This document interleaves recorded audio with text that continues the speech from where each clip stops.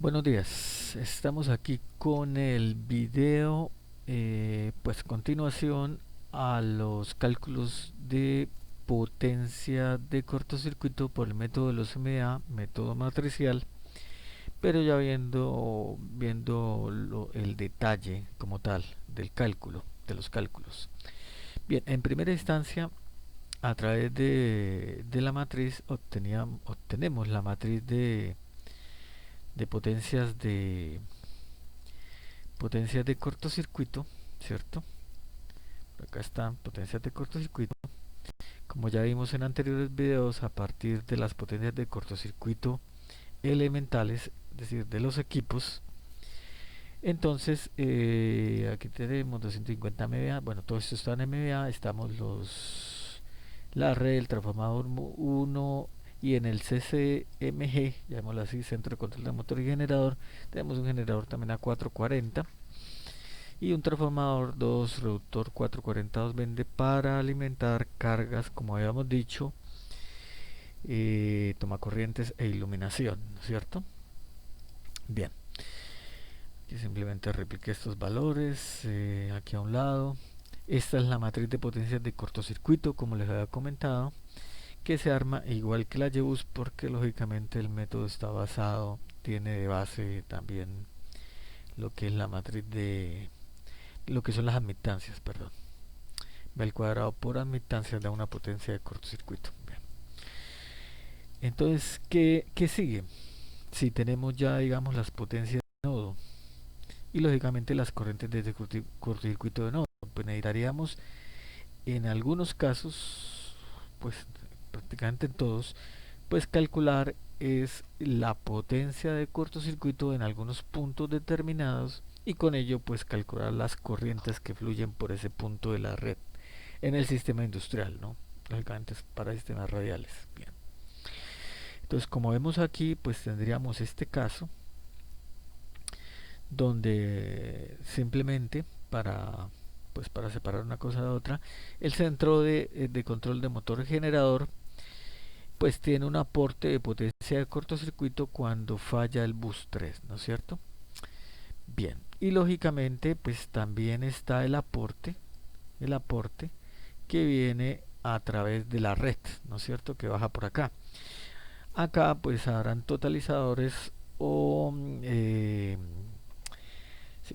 breakers generales del CCM y el de aguas abajo del transformador. Acordemos que esto es la red, la potencia de cortocircuito de la red, la cometida, pues el nodo de llegada a la cometida y el transformador de 13200 a 440. Bien. Entonces por aquí también va a bajar un aporte a esta corriente, a esta potencia de cortocircuito. Vamos a deducir cuánto es cada cosa a partir de la matriz que tenemos. Bien.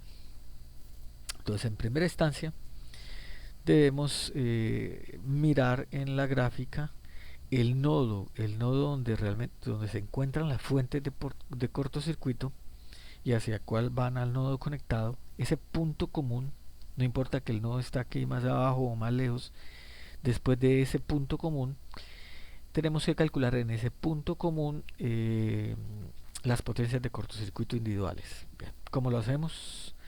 Lo hacemos simplemente, digamos, si quiero ver solamente lo del CCM, entonces colocaría lo del transformador en cero, la potencia de cortocircuito, y pues obtendría este valor, potencia de cortocircuito. Lógicamente en el nodo 2 es la suma de todo lo de los motores generador, que es 2.42, ¿no es cierto? Como se puede ver aquí gráficamente, si sumo todo esto me da 2.42, ¿cierto? Porque lo estoy viendo es apenas en el nodo 2. De hecho no estoy teniendo en cuenta como si fuese acá. Bien. Y lo mismo, pues volviendo aquí al tema de los 20, pues lo saco aparte, ¿no es cierto? Ese valor de 2.42. Y volviendo aquí, entonces, el tema de los 20, ahora voy a colocar en ceros los motores y generadores. ¿Para qué? Para ver el aporte de cortocircuito a la barra 2 debido a quién? Debido a la red únicamente, ¿cierto? Entonces me da este valor de 18 MVA y lo puedo sacar aparte. Bien, ya teniendo esos dos valores aparte, los llevo, bueno, aquí volvamos a los valores originales, valores originales. Entonces, mire, aquí los he sacado. Entonces, paso 1, básicamente es, aquí digo, la potencia de cortocircuito en el nodo 2, ¿no es cierto? Que es el punto común donde se encuentran las dos fuentes hacia el nodo de falla, ¿no es cierto? Puede ser es el nodo de falla o puede ser un nodo aguas abajo de ese punto, bien, como es radial y aplica para todos los nodos, pues incluido ahí el nodo común donde se encuentran, el nodo de convergencia de las fuentes de alimentación. De ahí para abajo todos los nodos que se encuentran, ese reparto aplica hasta donde no haya pues otra, no, pues realmente aplica para todos los nodos abajo.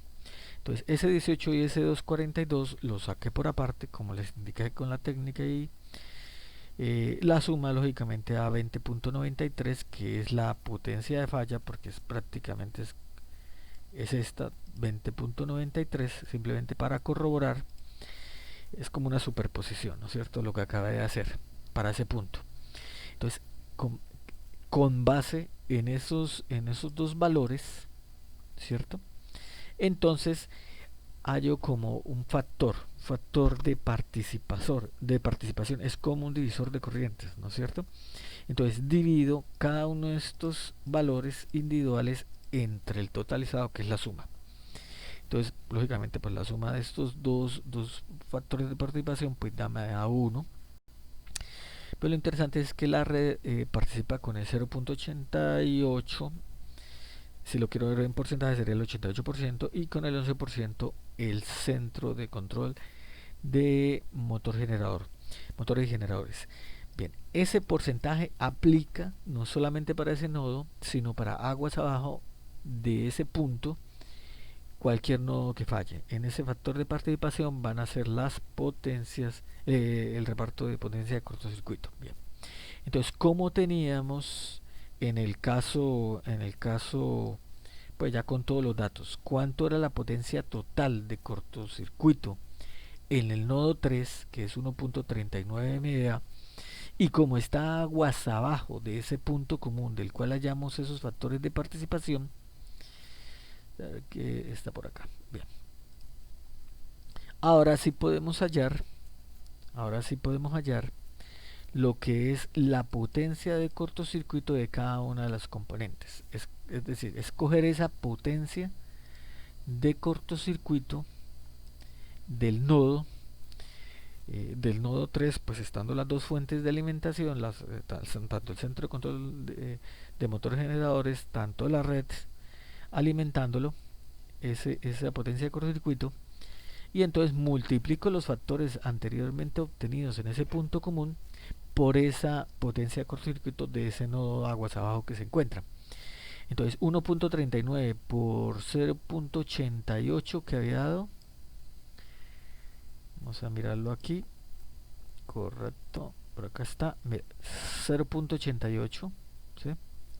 Entonces al multiplicar 0.88 por 1.39 me da 1.23, y lo mismo al multiplicar 0.11 por 1.39 me da 0.161. Es decir, esas son las potencias de cortocircuito con las cuales individualmente participan las dos fuentes de alimentación al cortocircuito. Dos fuentes de alimentación al cortocircuito, ¿cierto? Bien, que alimentan esa falla.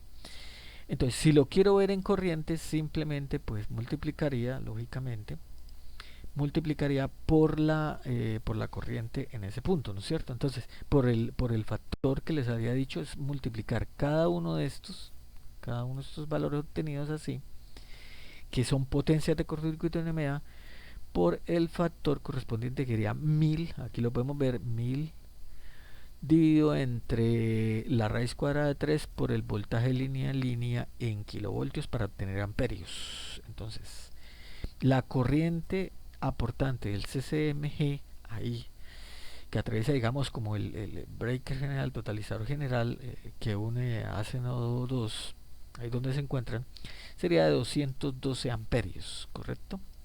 Y la corriente aportante del secundario del transformador simplemente sería, pues lógicamente, multiplicar este 1.23 que lo tenemos MVA por ese factor de que es 1000 dividido entre raíz de 3 por el voltaje de línea en kVA en kV, que ahí es 400 voltios, lógicamente ahí entra como 0.44 en la ecuación, que es 440 voltios, ¿ok?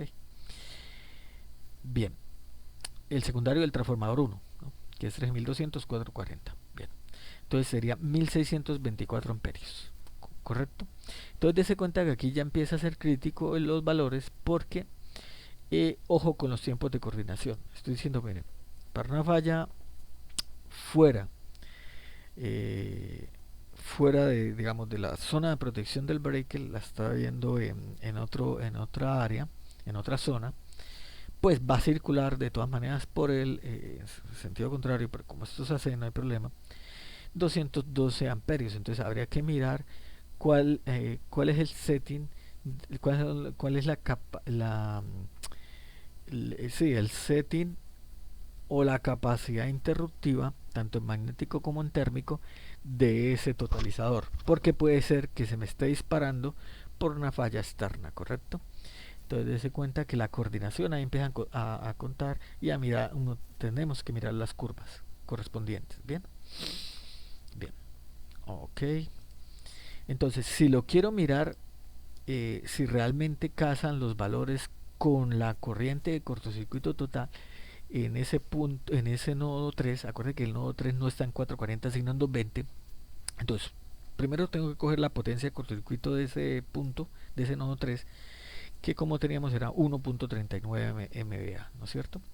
Entonces tengo que multiplicarlo por el correspondiente factor, que sería ¿cuál? El correspondiente factor, que sería el secundario, perdón, el correspondiente factor, aquí lo tengo, ok. Por el de 1000 dividido en, bueno, raíz de 3, voltaje de línea en línea, 0.22, que es el voltaje de línea en línea en kV, y me da 3673 amperios.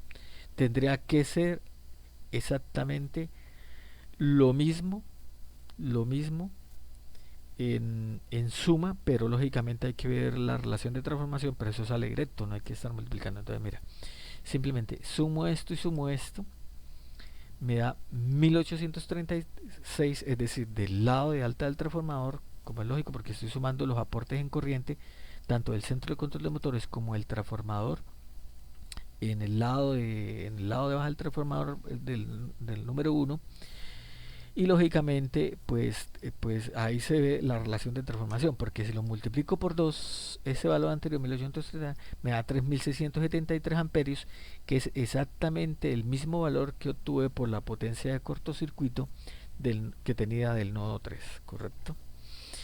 Bien, ahora eso ya está solucionado. Ya vimos cuáles son las corrientes que circulan y por qué es importante. Lógicamente es importante porque sabiendo aquí corrientes, aquí tenemos elementos de protección individual, pues aquí en estos dos puntos, y tenemos que mirar cómo actúan bajo esa corriente de cortocircuito aguas abajo, ¿correcto? Si el sistema está bien coordinado, si hemos seleccionado bien o si hemos activado bien las protecciones, digamos, la protección que debería dispararse en ese nodo 3 sería la del secundario del transformador 2. No, la protección del totalizador del CCMG, imagínense, me estaría sacando de las cargas, estas cargas importantes motoras generadoras, y me estaría sacando, o me podría estar disparando el secundario, la protección del secundario del transformador 1, si no están bien seteadas, ¿correcto? Entonces todo eso hay que verlo. Ahora vamos a ver, pero necesitamos también ver cómo es en corrientes aportantes a partir de cada una de las fuentes motor que tengo en el CCMG. Lo voy a hacer para un solo caso, pero igual aplica para cualquier caso.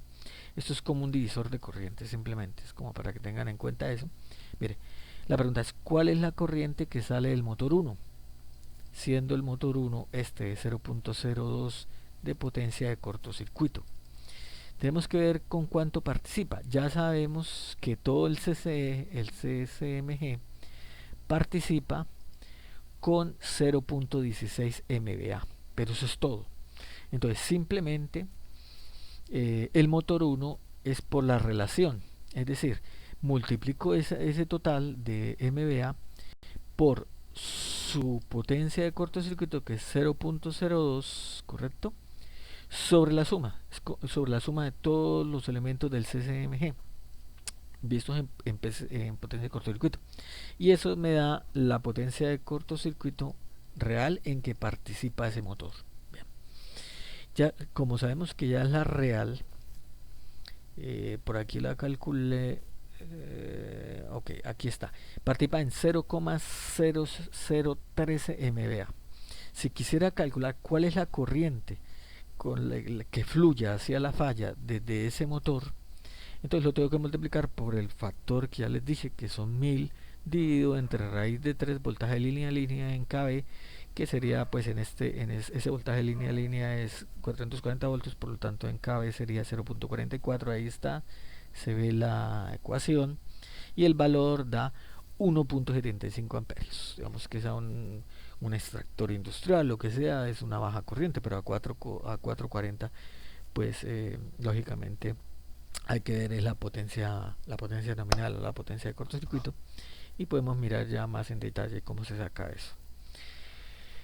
Listo, entonces ojo con los tiempos de coordinación, aquí coloco porque entonces podría estarse disparando cualquier protección antes que se dispare la protección que está más cercana a la falla, la que se debe disparar, ¿no es cierto? Que es la del secundario del transformador. Si es aquí sobre el barraje del secundario del transformador, pues lógicamente aquí en el totalizador la protección que haya de ese barraje es la que te tendría que disparar primero y no ninguna de estas primero antes que esta, ¿no es cierto? Y eso sí tiene que tener en cuenta uno los tiempos y las curvas y lógicamente las corrientes para entrar en las curvas y verificar que hay el gap de tiempo entre el disparo de una protección y otra con esas corrientes. Por eso es muy importante los análisis más que otra cosa. Y ya, básicamente eso era todo. Ahí tenemos como cómo se calcula en cada punto ya, tanto el flujo de potencia de cortocircuito en cada punto, que viene de las respectivas fuentes de cortocircuito, y la corriente que fluye de ellas. Bien, el método es muy sencillo, el método de los SMA aplicable, lo que le dije, a redes industriales, básicamente son redes radiales, y entonces pues espero que sea de su agrado y comprensión el siguiente video. Si tienen alguna duda, lógicamente me pueden ahí escribir, no hay ningún inconveniente en resolvérselas. Gracias.